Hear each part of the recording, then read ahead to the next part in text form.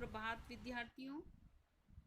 इस वीडियो से पहले हमने बाल गोविंद भगत की चारित्रिक विशेषताओं का अध्ययन किया था, वह लेखक परिचय पढ़ा था। तो आइए हम शेष भाग का अध्ययन करते हैं। उससे पहले हम शब्दार्थ को समझते हैं। रोपनी, धान के पौधों को खेत में रोपना। कलेवा, नाश्ता। मेड़, खेत के किनारे ऊंची मिट्टी के ढेर से बनी जगह।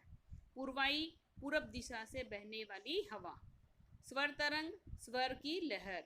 झंकार, बजती हुई आवाज। लीथड़े, लथपथ किए हुए।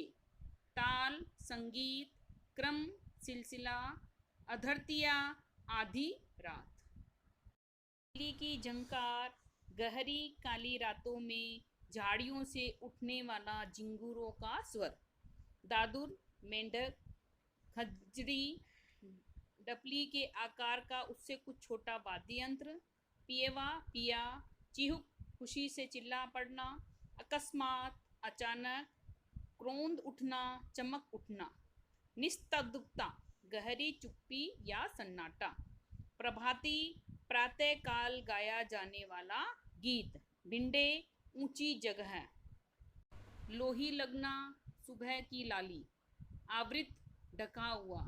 कुश, एक प्रकार की नुकीली घास। क्रूर, नशा। उत्तेजित, जोश में भड़का हुआ। श्रम बिंदु, पसीने की बूंदे। आषाढ़ की रिमझिम है। समूचा गांव खेतों में उतर खड़ा है। कहीं हल चल रहे हैं, कहीं रोनी हो रही है। धान के पानी भरे खेतों में बच्चे उछल रहे हैं। औरतें कलेवा लेकर मेड़ पर बैठी है। आसमान बादल से गिरा, धूप का नाम नहीं। ठंडी पुरवाई चल रही है। पुरवाई का मतलब बताया था आपको, पूर्व दिशा से चलने वाली हवा। ऐसे ही समय आपके कानों में एक स्वर तरंग झंकार सी कर उठी। यह क्या है? यह कौन है? ये पूछना न पड़ेगा। बाल गोविंद भगत समूचा शरीर कीचड़ में लिथड़े अपने खेत में रोपनी कर रहे हैं। जैसे शब्दार्थ में बताया था, उनकी अंगुली एक एक धान के पौधे को पंक्तिबद्ध खेत में बिठा रही है। उनका कंठ एक एक शब्द को संगीत के जीने, जीने का मतलब तो सीढ़ी पर चढ़ाकर कुछ और को ऊपर स्वर की ओर भेज रहा है, कुछ को इस पृथ्वी की मिट्टी पर खड़े लोगों के कानों की ओर। बच्चे खेलते हुए झूम उठते हैं। मेड़ पर खड़ी औरतों के होठ कांप उठते हैं। वे गुनगुनाने लगती है।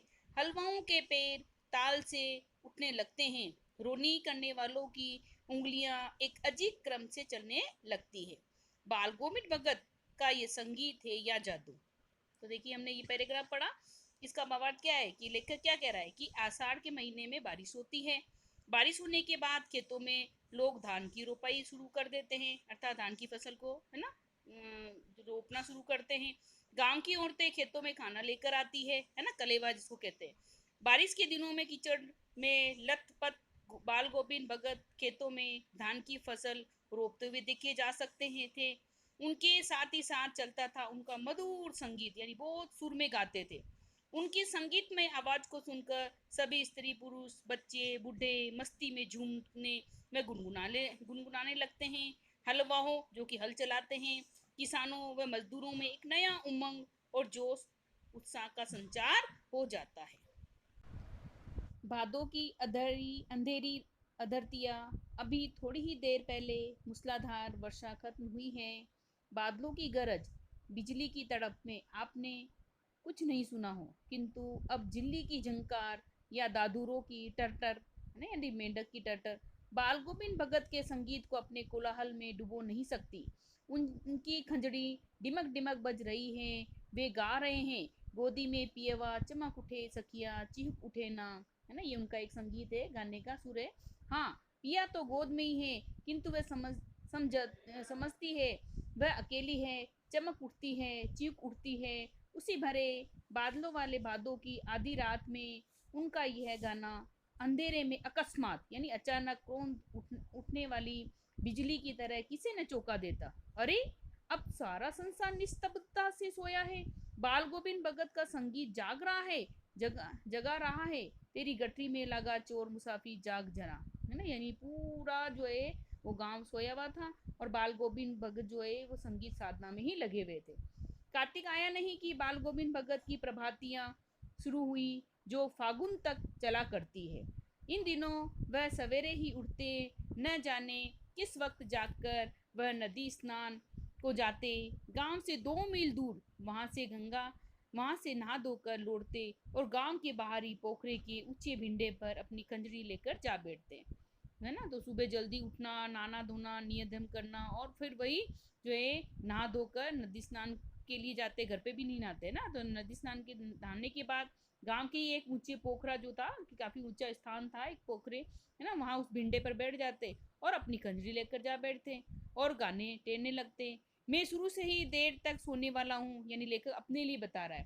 किंतु एक दिन माँ की उस दांत किटकिटाने वाली भोर में ही, यानी सुबह में ही, जब हमारे दांत किटकिटाने लगते हैं, अत्यधिक ठंड लगती है, उस समय उनका संगीत मुझे पोखरे पर ले गया था।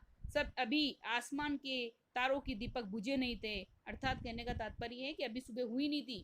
हाँ, पूरब में लोही लग गई थी, अर्थात लालिमा, यानी सूरज का निकलना प्रारंभ हो चुका था। जैसे सूरज जब निकलता है तो वो लाल होता है, उसके बाद धीरे धीरे धीरे जो है वो अपना प्रकाश फैलाता है, जिसकी लालिमा को शुक्र तारा और बढ़ा रहा था। खेत, बगीचा, घर सब कुहासा छा रहा था, यानी कोहरा छाया हुआ था। सारा वातावरण अजीब रहस्य से आवृत मालूम पड़ता था। उस रहस्यमय वातावरण में एक कुश की चटाई पर पूरब मुँह काली कमली ओढ़े बाल गोविंद भगत अपनी खंजरी लिए बैठे थे और उनके मुंह से शब्दों का तांता लगा था। उनकी उंगलियां, है ना, खंजरी पर लगातार चल रही थी, यानी एक वाद्य यंत्र है। गाते गाते वो इतने मस्त हो जाते, इतने सुरूर में आते, उत्तेजित हो उठते कि मालूम होता कि अब खड़े हो जाएंगे, है ना। उसमें तल्लीनता इतनी थी कि गाते गाते कब वो नृत्य करने लगते पता नहीं चलता था। कमली तो बार बार सिर से नीचे सरक जाती। मैं जाड़े में कपकपा रहा था, यानी लेखक अपने लिए कह रहा है, किंतु तारे की छाव में भी उनके मस्तक के श्रम बिंदु जब तक चमक ही पड़ते थे। श्रम बिंदु का मतलब पसीने, है ना, वो इतना जोश के साथ गा रहे थे कि उनकी इतनी दांत किटकिटाने वाली भोर में भी उनकी मस्तक पर जो है वो पसीने की बूंदे आ गई थी। तो देखिए, इस हमने ये जो पढ़ा, इसका सारांश क्या है कि क्या कह रहा है लेखक कि भाद्रपद में होने वाली मूसलाधार बारिश का वर्णन करते हुए क्या कहते हैं कि भाद्रपद काली अंधेरी रात में मूसलाधार बारिश के पश्चात आकाश में काले बादलों की गर्जना व कड़क, है ना, कड़कती बिजली की आवाज, है ना, और वहां पर टिड्डे, मेंढकों की टटर की शोर भी बालगोविंद भगत की मधुर संगीतमय आवाज को दबा नहीं पाते।